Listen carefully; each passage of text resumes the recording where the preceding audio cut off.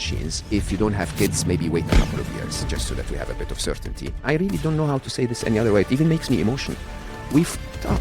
We always said, don't put them on the open internet until we know what we're putting out in the world. Government needs to act now, honestly, like we are late. I'm trying to find a positive note to end on, Mo. Can you give me a hand here? There is a point of no return. We can regulate AI until the moment it's smarter than us. How do we solve that?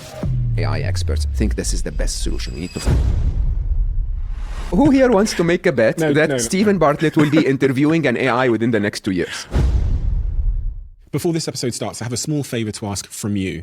2 months ago, 74% of people that watch this channel didn't subscribe. We're now down to 69%. My goal is 50%. So if you've ever liked any of the videos we've posted, if you like this channel, can you do me a quick favour and hit the subscribe?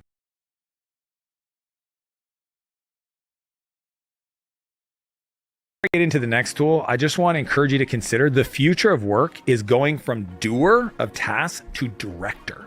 People that understand what can be done and direct the workflow of business, they're going to be the richest people. The ones that are going to build the businesses to $1 million the fastest are directors, not the people that execute to-do lists. AI is going to do that better than any person. You need to become a world-class director. That's why these tools are so important for you. Which brings us to the next tool to build your $1 million business, Zapier. I've been using Zapier longer than almost every tool that I'm going to share with you. And what I've always been impressed is its ability to innovate. It literally automates all your workflows between all the different apps that you're using to make sure that the information is in flow. And you can create processes that are automated so that you only have to design it once.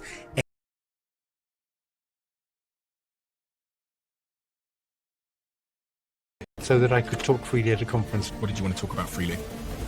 How dangerous AI could be.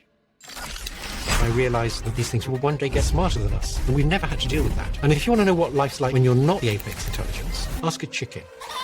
So there's risks that come from people misusing AI, and then there's risks from AI getting super smart and deciding it doesn't need us. Is that a real risk? Yes, it is, but they're not going to stop it because it's too good for too many things. What about regulations? They have some, but they're not designed to deal with most of the threats. Like the European regulations have a clause that says none of these apply to military uses of AI. Really? Yeah, it's crazy. One of your students left OpenAI. Yeah, he was probably the most important person behind the development of the early versions of ChatGPT, and I think he left because he had safety concerns.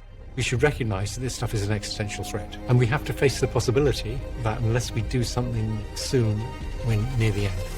So let's do the risks and what we end up doing in such a world.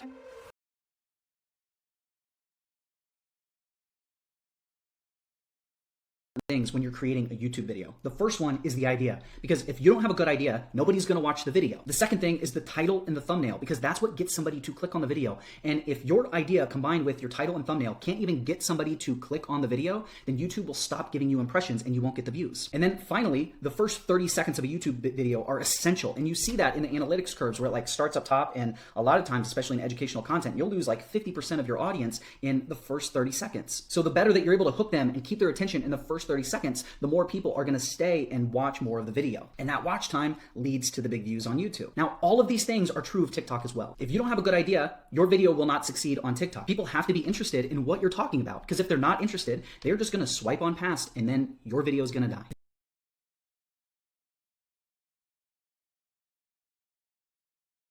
In other words, I'll just let her anger translator Bernie Sanders put it a little more clearly. She took the radical position that she wanted to examine the scientific facts before drawing conclusions. It is absurd to have to say this in the year 2025, but vaccines are safe and effective. But then continuing with Minara, she said that she resisted RFK's demands and he just blew up. He called, in that context, CDC the most corrupt federal agency in the world, emphasized that CDC employees were horrible people. He said that CDC employees were killing children and they don't care. He said that CDC employees were bought by the pharmaceutical industry. He said CDC forced people to wear masks and social distance like a dictatorship. And the one I think that hurt me the most was a particularly vivid phrase he said.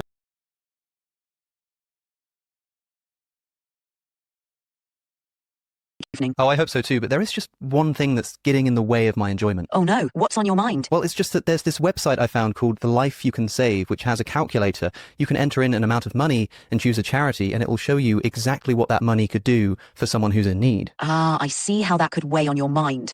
it can be tough to balance personal enjoyment with the awareness of what that money could do for others. And it turns out that the $200 that I was going to spend on dinner, if I donated it to the Malaria Consortium, I could protect 28 children from malaria during a high-risk season. That's a powerful realization. It's a personal decision, but perhaps you could find a balance. Maybe donate a portion of what you would have spent, or plan a less expensive evening and donate the difference. Do you think that I have a moral obligation to spend less money on something as trivial as a dinner in order to help people from somewhere else in the world who are in need? That's a profound question, and one that many people grapple with.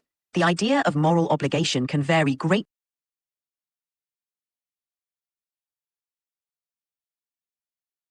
Widely reported that employees across numerous departments have received various iterations of an email from the White House Office of Management and Budget saying that a shutdown would be the fault of congressional Democrats. Right? And me saying this to you, you're probably like, okay, I'm not surprised, but it is a standout thing. Executive agencies and their leaders are usually not sharing these kinds of partisan messages. And in addition to ethics experts saying they've never seen anything like this, many have also argued that both the public statements and the internal communications appear to run up against federal lobbying laws and may even violate the Hatch Act, right? A federal statute that limits the political activities of federal employees and bans civil servants in the executive branch from engaging in most political activity while on duty. And so that it's its own messy battle. It's kind of just playing out on its own. But also, as far as how Trump himself has responded, the president, at least as of recording, has been unusually quiet.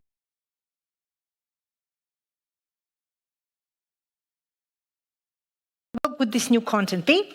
It could be audio, it could be computer code, so that it writes a program for us.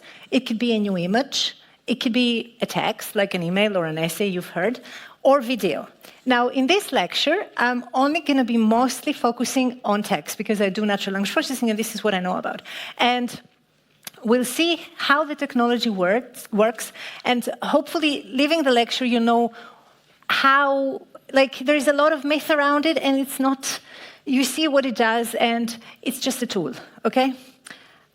Right, so the outline of the talk, there's 3 parts, and it's kind of boring. This is Alice Morse Earle. I do not expect that you know the lady. She was an American writer, and she writes about memorabilia and customs, but she's famous for her quotes. So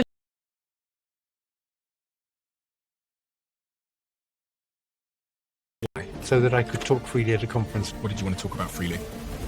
How dangerous AI could be.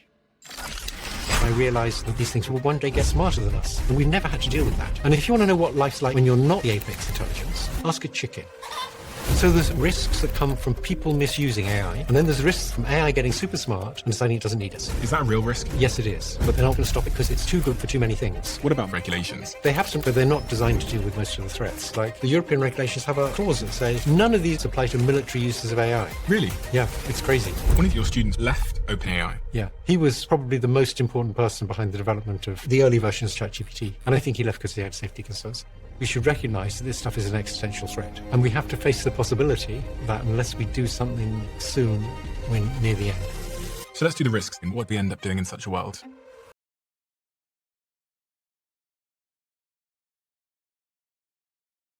Social anxiety. What do you say to those people? The first thing I would do is... This has always blown my mind a little bit. 53% of you that listen to this show regularly haven't yet subscribed to the show. So could I ask you for a favor before we start? If you like the show and you like what we do here and you want to support us, the free, simple way that you can do just that is by hitting the subscribe button.